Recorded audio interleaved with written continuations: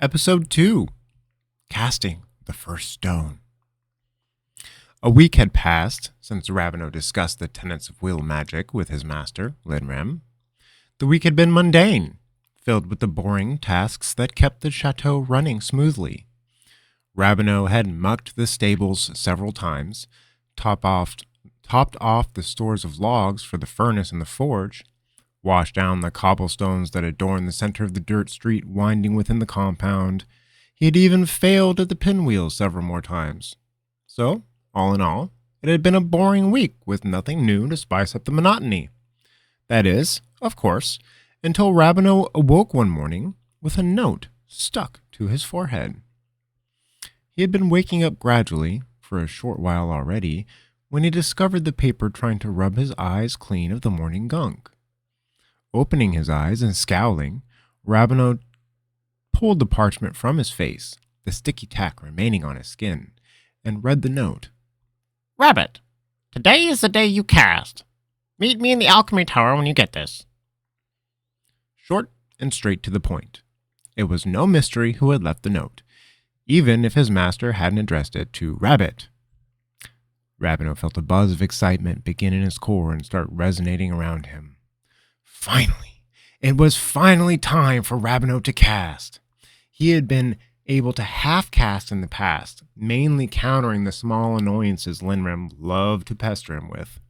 But now, Raveneau was going to be casting officially. He jumped out of bed, quickly straightening the covers and throwing on the same clothes he had worn yesterday. There was simply no time for fresh duds. He went to the wash basin and splashed cold water on his face, rinsing the sleep from his eyes and straightening his hair along the way. Glancing in the mirror, he nodded in approval before he dashed off to the door, slowing to grab the pebble Linrem had given him and which he had taken to carrying everywhere, and hurried to meet his master. Raveneau emerged from the underground to the soft blue hues of dawn painting the horizon. There was hardly a cloud in the sky, and Raveneau could tell that it was going to be a picturesque spring day. However, the temptations of a flawlessly sunny day could not hold flame to the fantasies weaving themselves together in Raveneau's head as he imagined his unfurled potential finally being freed to cast. Only taking the briefest of moments to orient himself, Raveneau laid eyes on the alchemy tower and practically ran to the door, only stopping to make sure his clothes were straightened and presentable before he rapped onto the dark oak door. His knocks echoed as if there were an immeasurably large space contained within the alchemy tower. Before the sounds of his knocking had faded, the door came free from the jamb with a soft click. Enter! Came the booming command. Raveneau hurried to obey, pushing open the surprisingly heavy door to wriggle into the space before turning to hurriedly close the door behind him. However, as he turned to close the door, he saw that it was already closed, nestled fast into the frame. Frowning, he turned to face the room he had just entered. Impossibly, as the echoes had indicated, the inside of this alchemy tower was easily twice as big as the outside of it portrayed. Shelves lined and protruded from the walls, and contained boxes, bottles, crates, carafes, tubes, cups, and more than Raveneau could identify. They held plants, alive, dried, preserved, chopped, diced, salted, and even some that were stretched over fabric and kept in place by needles piercing through. There were liquids and solids of every color and possible consistency that Raveneau had ever imagined, and some that he never wanted to. He stood, staring at the massive stores of alchemical goods, with his jaw slightly ajar. Rabbit! Linrem had appeared next to Raveneau, making him jump in surprise. I told you to enter, not to gawk. Now come on. The old man turned and made his way to a staircase that was cleverly camouflaged behind the shelves on the right-hand side of the entrance. Raveneau shook his head, breaking from his astonishment, to follow. Master, Raveneau asked when he caught up to the old man on the stairs. What is it, Rabbit? How is this place so much bigger inside than it looks to be outside? Oh, that! Linrem traced a hand fondly along the stone wall as he climbed. You see, There are some places that truly yearn to be greater than they are. I simply convinced this place that it was greater, and so it became greater. You convinced a stone tower that it was greater, and that made it grow larger on the inside without growing larger on the outside? Rabineau asked with disbelief. Master, if you don't want to tell me, you don't have to. Don't be a dolt, boy! Linram scowled at Rabineau over his shoulder. I said what I said and I meant it. If you don't believe me, that is your own damn fault. Linram waved a hand over his shoulder dismissively, which Rabineau knew to mean the old man was finished with the topic. The pair reached the next landing, and what Rabineau saw took his breath away. Though the walls here were lined with books, comparatively not nearly as heavily packed as the bookshelves in Linram's study, but, regardless, the room did not have the feel of a library. Rows and rows of countertops, each an independent yet nearly identical copy of those around them, held tools and items that Rabineau had never seen before. Although the countertops mirrored one another, the things on top of them did not. Some of them held glass contraptions that ballooned out in spots, only to narrow into tubes and go spiraling about. Others were suspiciously bare, only holding a single metal pot on its surface. Each countertop had a shiny metal grate near the center, perfectly round and about the size of Rabineau's palm. He wondered what these could be for before he laid eyes on one of the nearest counters, and his question was answered. From the grate issued narrow jets of blue flames. Rabineau had never seen fire act in such a manner. Pretty neat, huh? Linram stood watching Rabineau with a grin on his face. What is this place? Rabineau asked in astonishment. This is my pride and joy, Linram answered, beaming as he looked around the room. My alchemy workshop. It is here that I conduct my experiments and concoct the elixirs and potions my clients ask of me. Rabineau turned to Linram in shock. You make potions for people? Did I stutter? Linram scowled at Rabineau. No, master, it's just... Rabineau sputtered. I had no idea. Of course not, boy, Linram scoffed. You're a child, and my apprentice at that. Why on earth do you think I must keep you privy to my every interaction? No, of course not, master, Rabineau backtracked. That's not what... Bah! Linram waved his hand once more. You're getting me distracted. Not what we are here for. I only wanted to show you the laboratory. We won't be venturing in there for quite some time. Linram turned and motioned for Rabineau to follow as he headed for and began climbing the staircase tucked against the far wall. Rabineau still stared at the rows and rows of equipment, powerfully curious as to what some of the bubbling concoctions contained. Soon, however, the stairs took them up and out of sight from the laboratory, smoothly gliding up to the third level. Much like the laboratory below, the walls on this level also held bookshelves filled with books.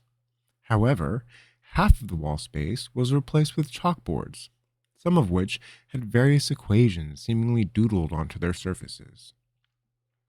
The floor space of the room was wide and empty, no furniture adorning the space, yet a plethora of cushions lay about the edges. The middle of the room was entirely bare, dark polished wood gleaming. This, Linram began, using an arm to regally present the space, is the training room. Rabineau blinked at his master, taking a second before responding. The training room? Linram raised an eyebrow and glanced at his apprentice. Yes? What of it? Nothing, Rabineau said quickly. I don't know, I guess... He shrugged and motioned around the space around him. Looking around, I expected a name more regal. Oh? Linram asked with a twinkle in his eye. Expected it to be more regal, you say? I mean no offense by it, master, Rabineau said quickly. Oh, no, Linram shook his head with a mad grin on his face. Of course you meant no offense by it, of course. Rabinow stared at the man, expecting more, but the silence dragged on. Rabinow opened his mouth to say something when Limrim went powering on. Perhaps it is time for a new name, then, he said, stroking his wispy beard. Aha! I've got it! He looked at Rabinow, the twinkle back in his eye, before he danced to the middle of the room, spreading his arms wide. I present to you, he pirouetted, the Regal Training Room. The excitement and giddiness his master had a true gift for bringing out in his apprentice went whooshing out of him in a single, defeated sigh.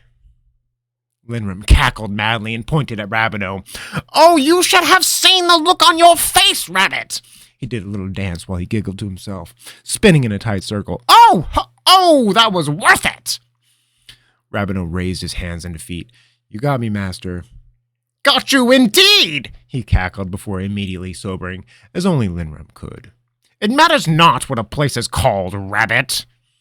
Only the intentions of the occupants could possibly make any difference. Rabinow only nodded. Yes, master. Now, let us get down to business. Come. He motioned for Rabinow to join him in the center of the room. I brought you here today to commence your first casting of will magic. Are you ready? Rabinow felt a buzz of excitement fill his body with nervous energy.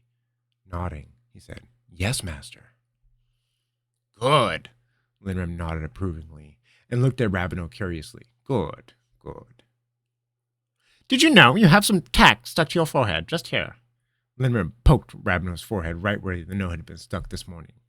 Reaching out, Rabinow felt that the thin layer of tack still stuck to his skin. He rubbed at it until it peeled off, looking down at the blue, sticky tack as he brought his hand down. He wondered how he had missed it getting ready this morning. Honestly, Limrim said, it's like you're not even trying. Rabinow bit back the angry retort he was going to shoot at the impossible old man. Instead, he simply nodded.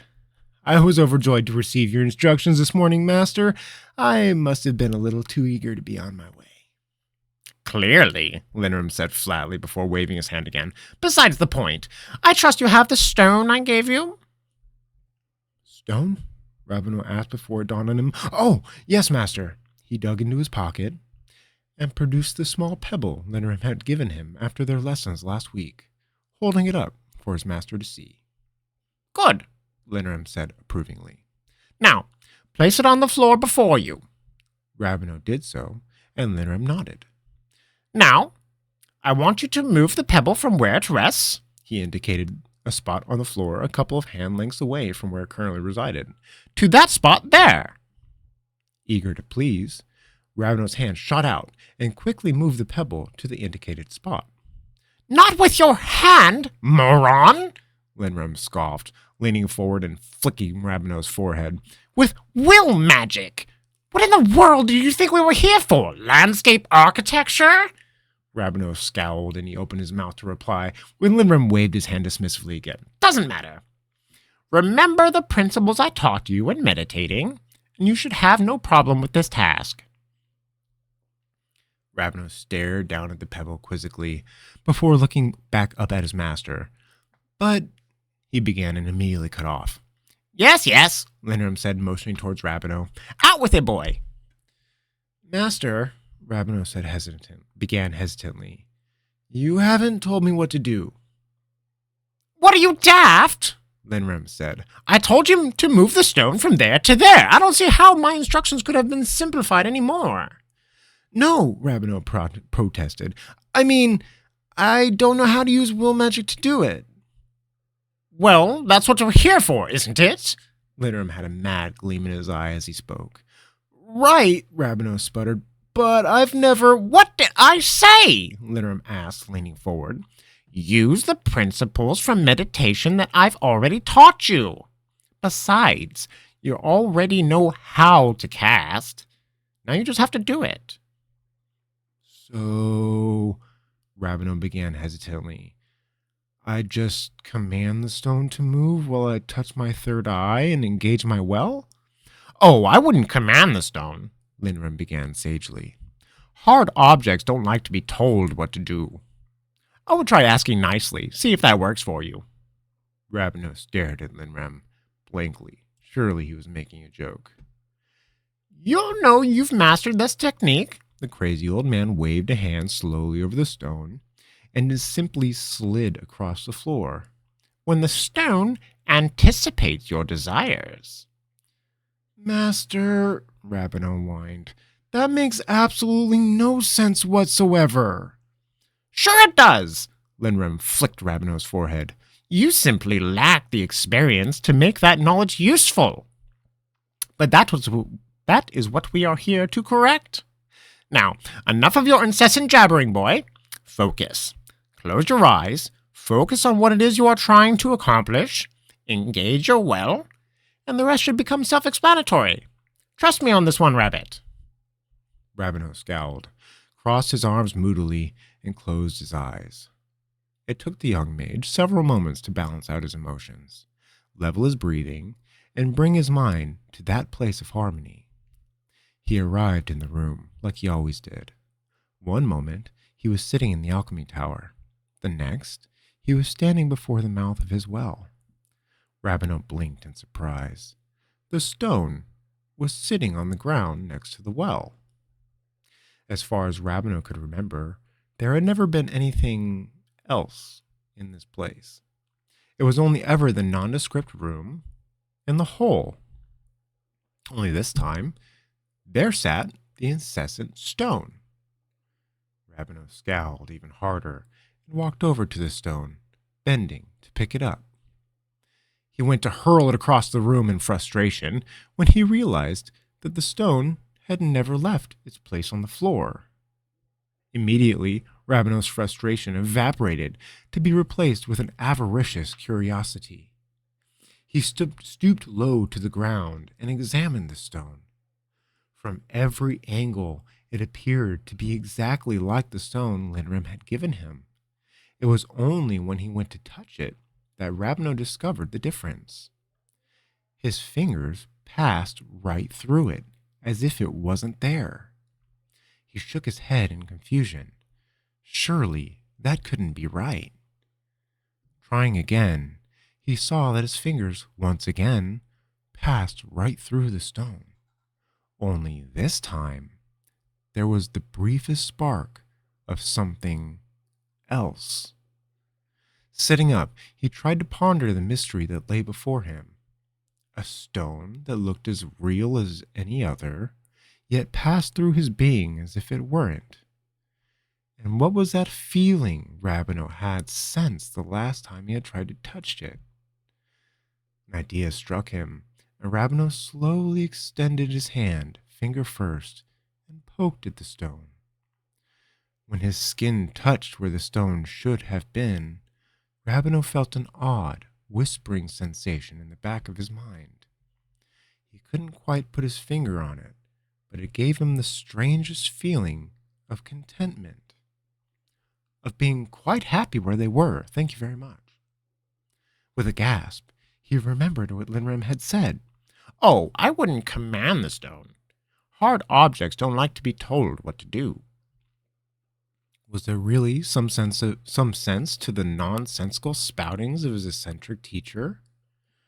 Rabineau felt pretty sure that the feelings of contentment were emanating from the stone, picked up when he made contact with it here in this place.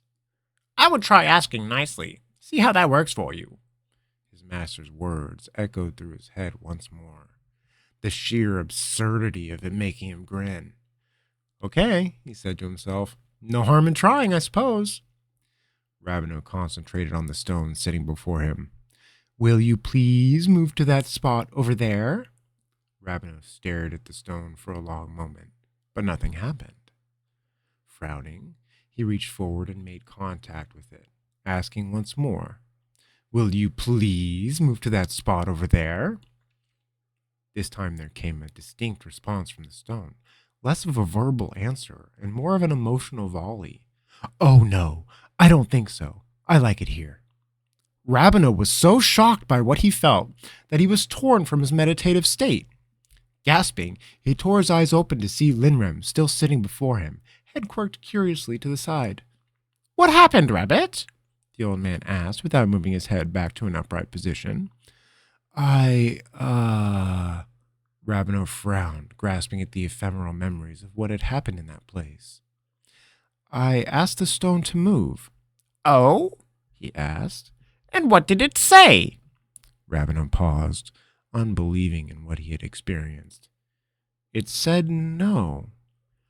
Ah! The old man rocked backwards as he laughed raucously, grabbing his sides in mirth. It said no! Ha ha ha! I'm so glad you can find humor in this, Master, Rabineau said in irritation.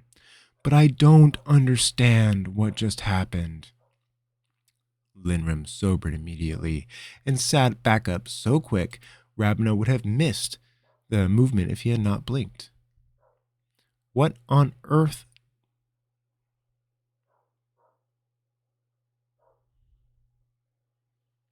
I set my neighbor's dog off. I'm a little too loud. Let me try that sentence over again. Linrem sobered immediately and sat back up so quick Rabineau would have missed the movement if he had blinked. What on earth do you mean? I don't understand why the stone was in that place and why my fingers went right through it, he answered. And I definitely don't understand how the stone could have possibly said no to me. Did you ask it nicely? Linrim asked in a tone so innocent it took Rabineau aback. What? Rabineau sputtered. Yes, I said, will you please move to that spot over there? Linrim tutted and shook his head slowly. This is will, magic boy. A simple request is superfluous in this endeavor. But, Rabineau said, you told me to ask nicely. Yes, Linrim nodded while he stroked his wispy beard. But you could have been far more persuasive. Persuasive? Rabineau guffawed. It's a bloody stone. And yet, Linrim said, leaning forward and flicking Rabineau's forehead, you asked it anyways. Because you told... Yes! The old man waved off his complaint like an errant fly. But wasn't there something about it that felt right? Like asking the stone was a step in the right direction? Rabineau frowned and nodded slowly. It did respond. Linrim nodded sagely. And it gave you as lackluster a response as the question it was posed. Rabineau only blinked at Linrim, totally lost. The old man sighed and began stroking his beard again. There are many ways to ask the same question, Rabbit. Wouldn't you agree? Sure, Rabineau answered shortly. So then, Linrim flicked Rabineau's forehead again. Instead of simply asking, will you please move to that spot over there, you could have told it that you thought that spot over there was, in fact, a far more delightful place for a stone to be. Far more exciting than its current space, and wouldn't it just be grand to move on over to that spot? You make it sound practically poetic, Rabineau complained. Did I not just say to be persuasive? Linrim scowled. Will magic is not a blunt weapon to be forcefully swung at every opportunity. More like an intricate dance, one in which you control the direction with ever so subtle cues. Rabineau had never really danced, certainly not with a partner, so the full depth of the metaphor sailed cleanly over his head. However, he got the gist of it, nodding slowly to himself. He internalized what his master said and closed his eyes once more. He was back in that place, and there was the stone, on the ground, as it was before. Rabineau moved swiftly to it, sat cross-legged. Extending his hand, he touched the stone, once again felt the contentment. Taking a note from Linrim's book, Rabineau tried another approach. You know, I thought you might enjoy a spot made specifically for you, so I went ahead and did just that at that spot right over there. I think it's the best damn spot for a rock there ever was, and would make me just oh so happy if the stone would occupy the space as it is intended. Would you like to be the lucky stone that moves on over and takes that special spot? This time, the stone purred with agreement. The feeling vibrated up Rabineau's arm and into his chest where it bounced around his ribcage like a wild bird seeking escape. Fighting back both panic and the sheer excitement over having done the thing, Rabno did what he knew came next and reached out, engaging his well. The power of the casting, building up in his chest, yanked him back to the real world with a snap. Rabino opened his eyes wide and gasped in astonishment. That's it, Rabbit! Linram shouted in encouragement, eyes wide with excitement.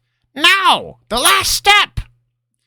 Instinctively, Rabino reached up and touched 2 fingers to the center of his forehead, making contact with his third eye and releasing the pent-up will magic. The casting rushed from Rabino's body in a flurry that felt much like a flock of birds leaving their perch all at once looked. That is to say, multifaceted and chaotically coordinated. The aftermath left him feeling more than physically drained. Panting, Rabino opened his eyes and looked down. The stone was slowly sliding across the floor, coming to a stop right where Linram had told him to put it. Well done, Rabbit, Linram beamed. Well done. Rabino promptly passed out.